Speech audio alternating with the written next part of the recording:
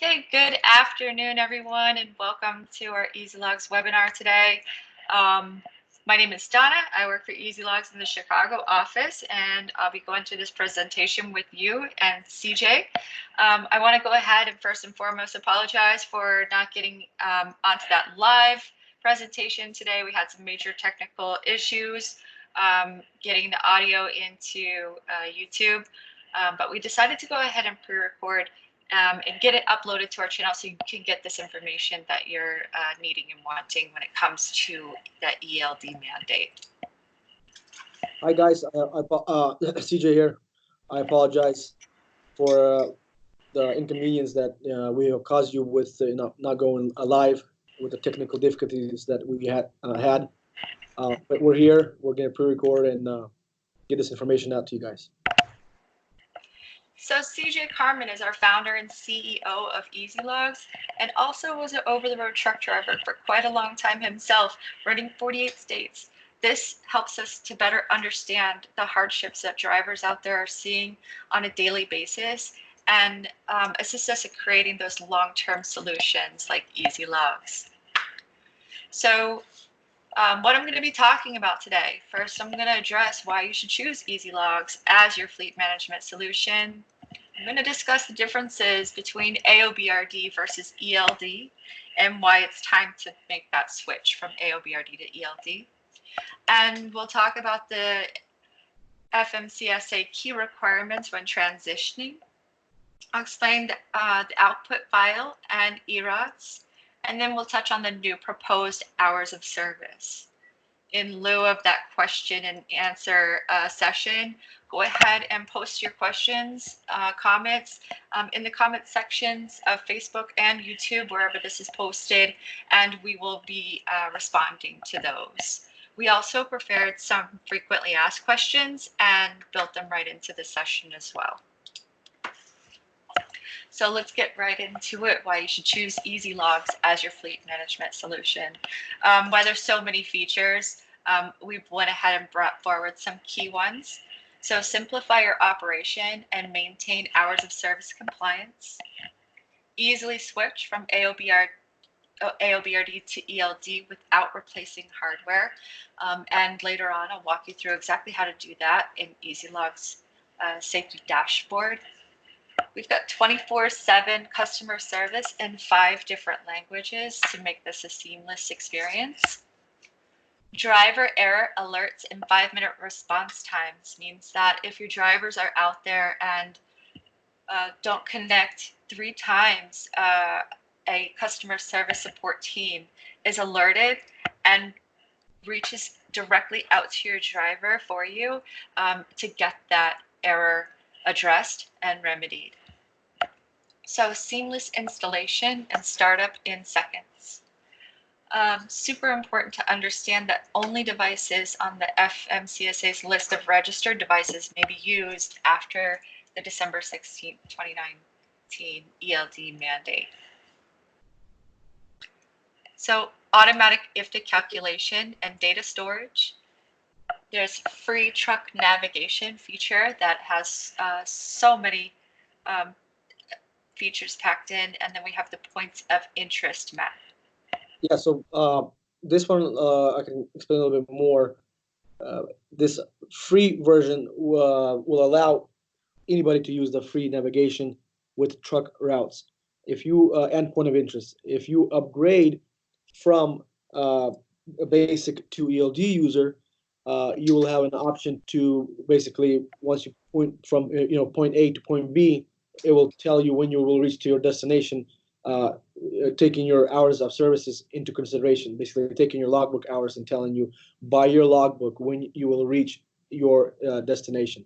And then with point of interest, it will allow the driver, once he's traveling, it will allow him given a notification, hey, in 30 minutes you need to take this rest break, and then they'll say, hey, there's this truck stop here or this rest area here where you can go and perform that rest break, either to sleep or to just rest in general. Okay, and also the live dash cams and And electronic permit book. Yes. Yeah, the electronic permit book. On the admin side, you can see what expires, license, insurance, inspection, vehicle inspection, all that. You can set different alerts and notifications, and then also electronic permit book on the driver's side in the application. Once you click inspection mode, you can pass it down to the inspector, and all the needed paperwork for your permits, your registration, and so on is all neatly in the right format for the officers to just view. And once they see that you're prepared, you'll be hassled less, when you get inspected. Absolutely. Being organized and knowledgeable makes that interaction with the DOT officer seamless. Yep. Coming soon. Once again, just like Donna mentioned, we have more features. You can go to EZLOGZ.com, EZLOGZ.com, and click on features, and then you can see features that we currently have. Coming soon, we will have trailer GPS tracking, a separate GPS. We will have reefer temperature monitoring. We are working on also PSI monitoring. That's the tire pressure. Truck and trailer weight sensors, where basically these sensors go onto your airbags, and will tell the driver and also the admin what weight is on each axle, and then also the total weight of the vehicle. Equipment GPS tracking, that's overall different kind of GPS trackings that we will offer, not just for trucks, but also to various fleets and people that want to track things. Dispatch platform with loadboard, that's our dispatch platform on blockchain technology that we're working on, also launching in the next 6-month time period. Going back to live dash cams, our dash cams also have not just live, but they also have their own GPS, so you will have a separate GPS as well. That's going to be, and we'll go over later on that another device that we're actually bringing on board. We'll go over that later on. Go ahead and continue, Donna. Okay. All right. So AOBRD versus ELD. So AOBRD, or automatic onboard recording device, is the earlier version of the ELD, where both solutions need to be plugged into the vehicle's ECM port and automatically record hours of service data. The main difference is that AOBRDs record and display much less data compared to the ELDs. So what's the difference? So in AOBRD, let's talk about drivers. Roadside inspection allows for log display, where you can go right into your app and swipe those 7 days plus your current day. But with ELD, the DOT officer may ask for an output file. It's up to his discretion. But if you're running an ELD, he can ask you to email or send the output file directly to him. Yeah, you guys have to note that each provider has to have at least 2 ways of sending a eROD. So in AOBRD, speed threshold varies for drive time, so up to 15 miles per hour. But in ELD mode, the speed threshold for drive time is set at 5 miles per hour. This will affect some drivers out there. That means if the vehicle moves more than 5 miles an hour, it automatically will kick the driver into drive mode. In AOBRD, notes are not required on log edits. But in ELD mode, a note is required for all log edits. In AOBRD, there's no unidentified driving logs. In ELD, the unidentified driving log is available. It's not just available, and that is going to be looked at a lot. Yes. That's one of the first things that the officers will be looking at is the vehicle. Does it have any unidentified driving time? And you'll want to get those assigned. Okay, so let's talk about why it's time to switch from AOBRD to ELD. because there is going to be like some pain points you need to address. You'll want to avoid fines and trucks being placed out of service because you need time to train drivers on the requirements and prepare for those significant changes. Training needs to be given to anyone who will interact with the ELD in any way. So drivers, dispatchers, supervisors, safety managers. Explain how the technology works and what happens if the device malfunctions, what information drivers must provide to law enforcement during a roadside inspection, so like your cab card. Knowledge is key. You want to be knowledgeable, your drivers need to be knowledgeable and know and understand their ELD device to present it to the law enforcement. So companies that wait until that last minute to switch could burden the customer service lines with clarifying questions, and that'll make it difficult to address other critical issues. So if you do have a lot of trucks, you might want to start switching a few now so that you know what you're going to expect and what your business and operations will be. Yeah, there's not much time left. We went to a seminar about 5 months ago, and the FMCSA was ready to tell people, hey, it's time to switch. You know, you want to make sure you train everybody properly. You want, because basically the companies are responsible, and they're taking that risk if they're not properly training their drivers. We did go a little bit further, and we did provide that error where basically if there's any errors or any connection or disconnection activity, our support calls out, and we get notified. We call out right away, and we address that issue. So we're helping as much as we can. However, it is the safety departments in that particular company to be responsible and to train drivers and anybody that comes in contact with ELD to know what it's about, you know, and understand how it works. Especially dispatchers, they have to understand as well. Brokers, how it works, you know, and there's new rules that come into play as well with ELDs, where you cannot harass drivers and you know, push them to exceed and go beyond their hours of service. Okay, so let's go right into, I can show you how to switch a driver over from AOBRD to ELD, and just a couple of simple steps in the safety dashboard. So when you log in, you're just going to click Fleet, okay, and then select drivers. When you select drivers, it gives you a list of your drivers. Now I've blocked out some personal information here, so just ignore that, but select the drivers.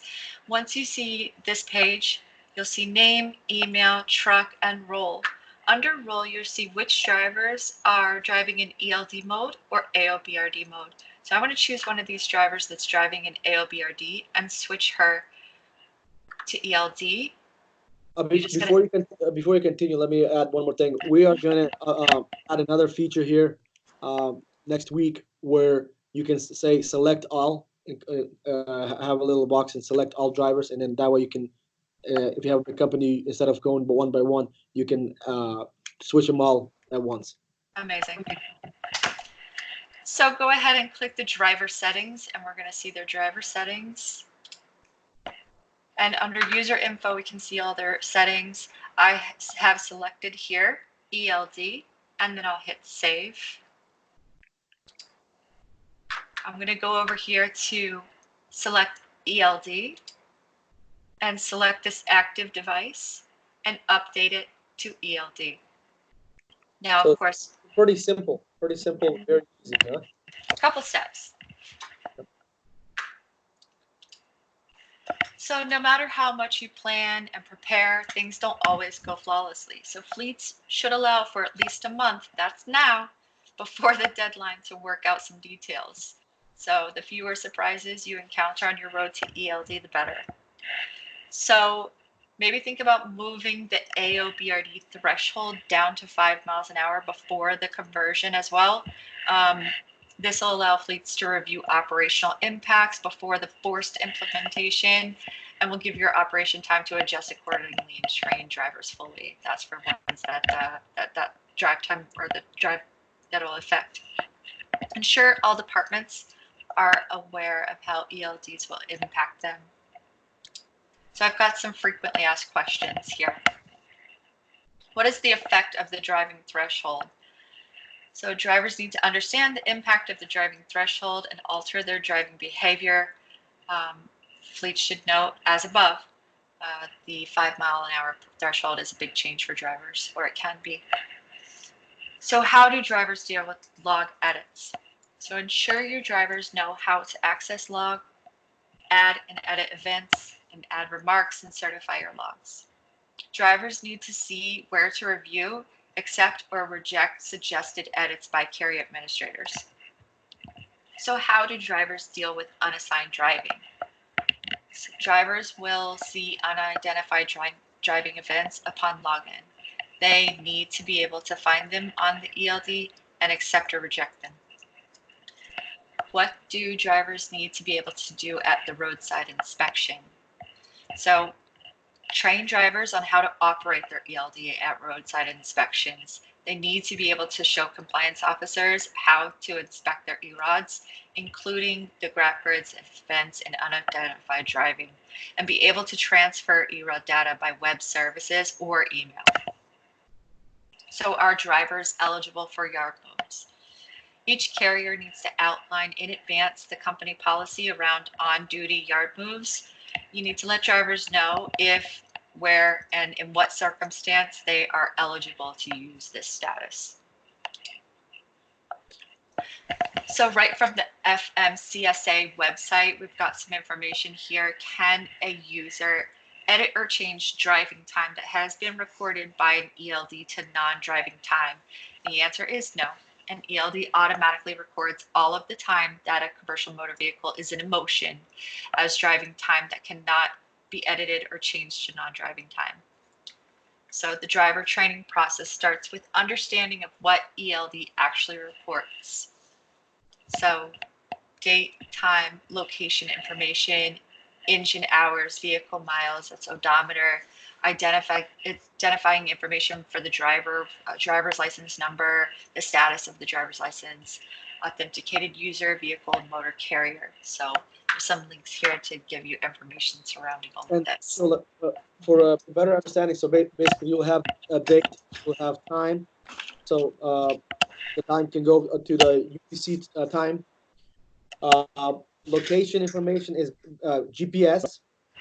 The GPS location, which you guys know that AOBRD didn't quite require as location requirements for ELD. ELD, each time the truck is started or each time the truck is shut off, the location is recorded. And it needs to be within a mile radius of accuracy. Also, every 60 minutes intervals when the vehicle is in motion. That's when the vehicle is driving. Every 60 minutes, the location is pulled and the data is recorded. So that you guys understand. Vehicle miles, that's the odometer, engine hours, also accumulated engine hours, accumulated vehicle miles. Those are two different things that will be recorded differently. So total miles and then accumulated for that particular trip. Location information is the vehicle VIN, and the rest Donna pretty much covered. Okay. So explanation of output file and eRODS. So the electric record of duty status or eRODS software is used by safety officials to locate, open, and review output files transferred from a compliant ELD. So they've created the software in order to make viewing ELD data easier. So the output file can be accessed by a safety or admin on the EZLOGZ safety dashboard or by the driver. Right here's a photo of the inspection mode. So you can access it there and share as needed. And another thing I want to let you guys know that first myth out there is that some people are saying once the driver is passing the wake station, the officers will automatically be able to view that particular truck's logbook without even connecting to the truck. That is not true. the only time they can view data is when they connect to the truck and the output file or the eROD is sent out. Then they can view it on their end, and we will go through in the next steps what exactly they will see. So preferred methods of sending that eRODS is internet-based transfers. So web services, email, Bluetooth, that's the way they would like to have it transferred. And ensure the eRODS ensure an ELD is registered with the FMCSA. It presents the data that's sent from the ELD, and it flags potential hours of service violations for that safety official to review. So making it easier on the safety officials, UT officers.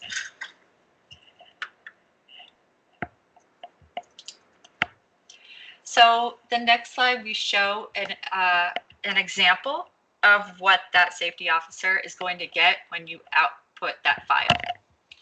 So, and you can walk through an example as well on that link on the FMCSA.dot.gov link above there. But as you can see here, it's got the driver's name. It says 24-hour period start. We've got the driver's license number. It'll show you there whether it's valid or not. And then the date, time, and time zone. Yeah, so you see that where it says time zone and it says Eastern Standard Time, then it has the UTC 5. That's the UTC that I was talking about. And then the second part to that is the grid that they're going to see, just like you see in your app. They're going to access that all as well in all of the driving events. Yeah, if you could go back, let me go a little bit more in detail and explain to people that these things are what is required for an ELD provider to provide to Federal Motor Carrier Safety Administration. If this is not provided by a provider, and you guys choose a provider that is not providing such information, those providers will be revoked, and then you're going to end up have 8 days, and then you have to choose another provider, and then spend money and spend extra money and lose money that you already spent going with that particular provider, and then audits and a lot of other legal issues. So then after the time zone, we have the 60 hours, 7 hours. On the top right, where it says output file, you can see the manufacturer, the ELD identifier, date, time, location. So that you got the location right there. Daily header, the CMV power unit, start and engine hour, unidentified driving time, mill functions. So the mill functions will be displayed here if there were any. The VIN number, start and odometer, certified by driver. That means the driver certified it. Data diagnostics. So we'll also show any diagnostics when they came up, what diagnostics. Shipping document number, miles. So you see odometer and then also miles driven. And then on the next one, under the grid, I will also show you engine hours again and odometer again.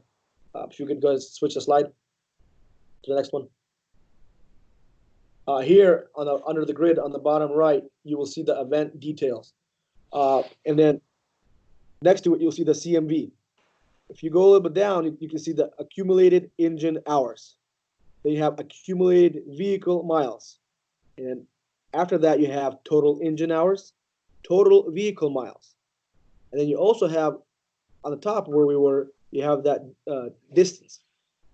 So all these key features that will go, plus the GPS tracking that are required for viewing in the output file by the ELD provider and by the carrier once being either audited or on the roadside. And you can also send a 30-day or whichever officer requires if you're an admin from your backend dashboard, once again, you send it. This is the way they will view it.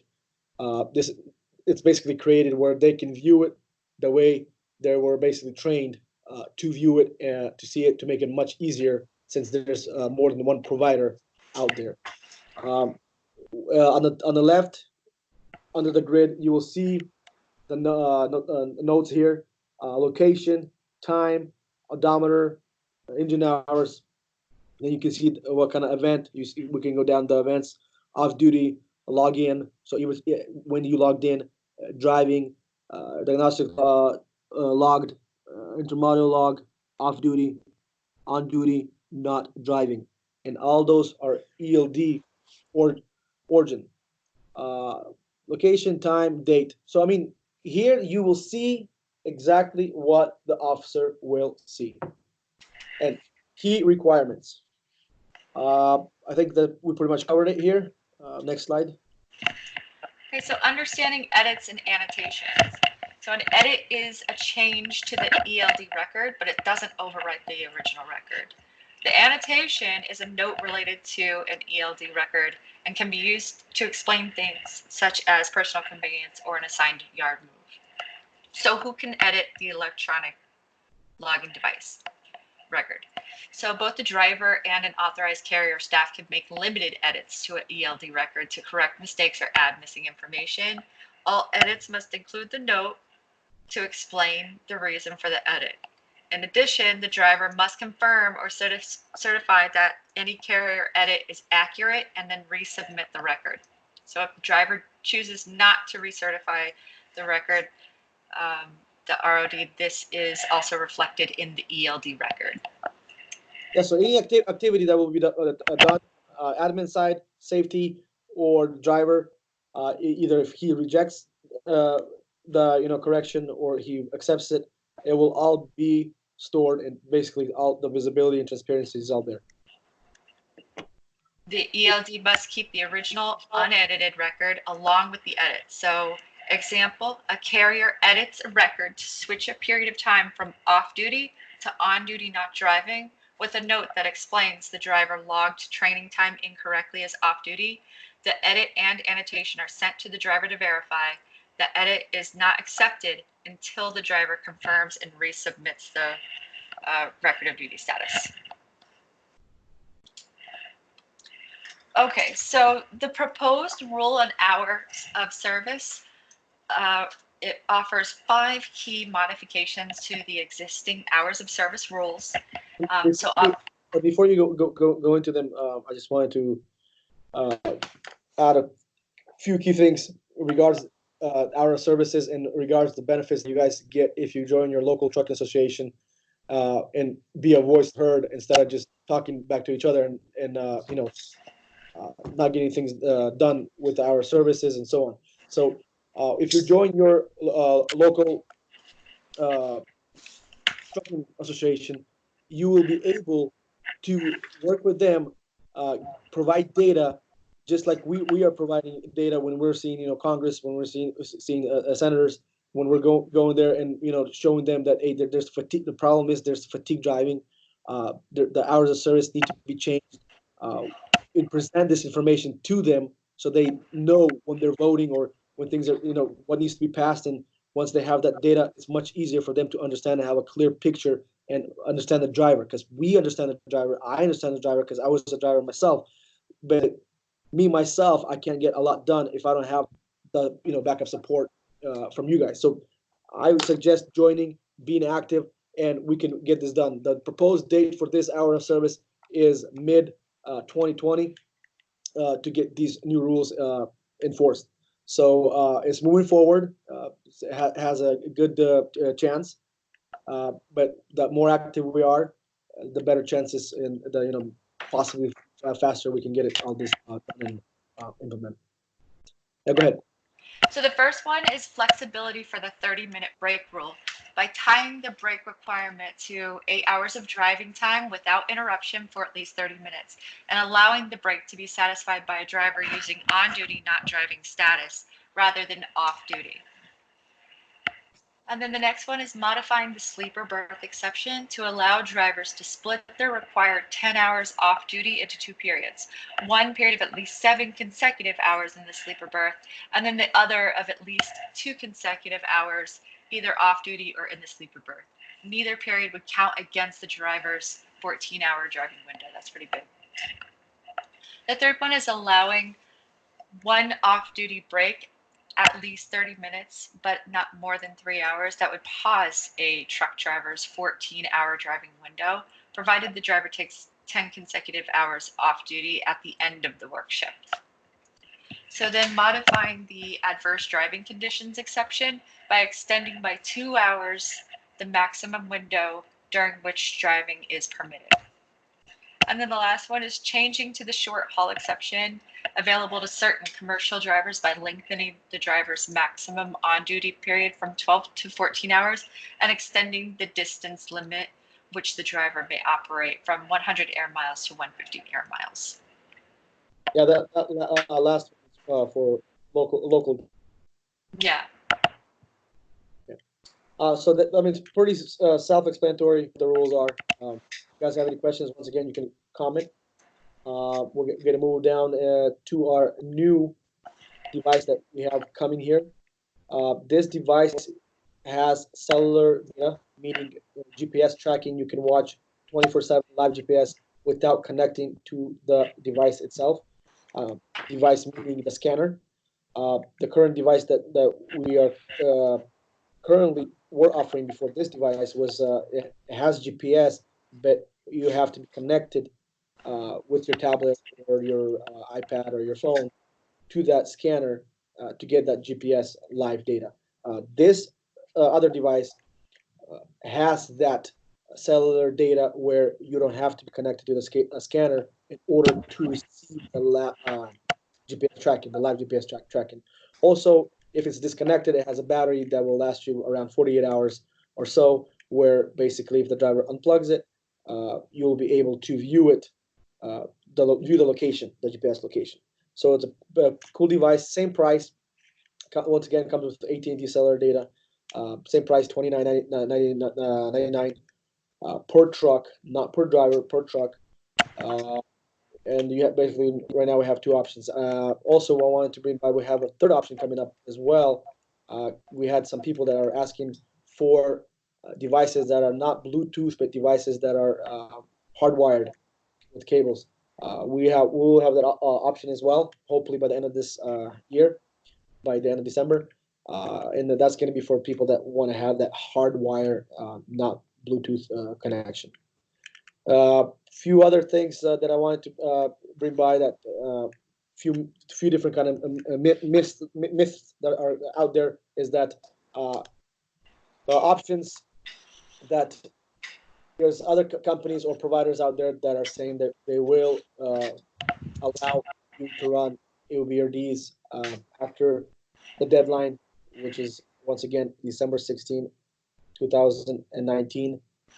If they're promising you guys that, that is not accurate information. They cannot be doing that. But if they are going to be doing that, they will be revoked. So they will be on the uncertified or revoked list.